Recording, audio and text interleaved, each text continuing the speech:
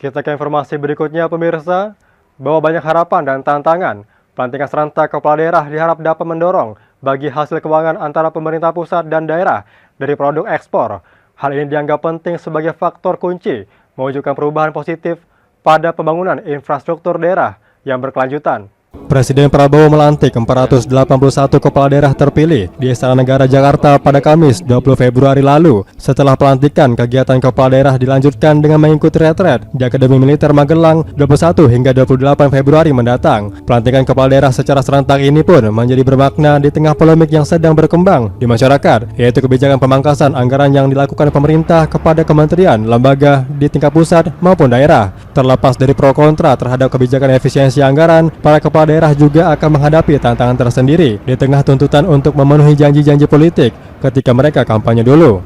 Menanggapi hal ini, anggota DPRD Provinsi Kalimantan Barat, Zulfidar Zaidar Mohtar pun menekankan pentingnya bagi hasil keuangan antara pemerintah pusat dan daerah dari produk ekspor seperti bauksit, emas, tambang lainnya, kratom, dan sawit.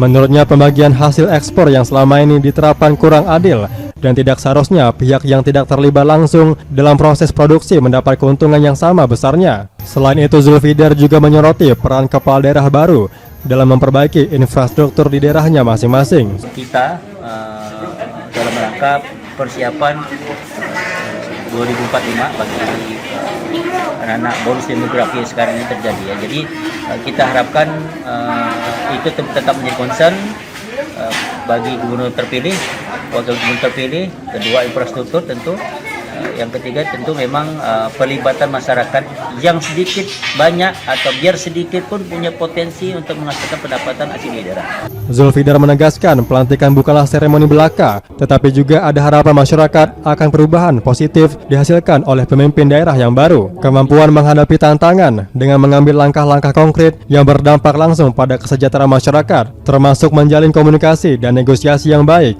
dengan perusahaan-perusahaan untuk turut berkontribusi membangun infrastruktur di sekitar wilayah operasional mereka yang begitu diharapkan. Endra Pon TV memberitakan.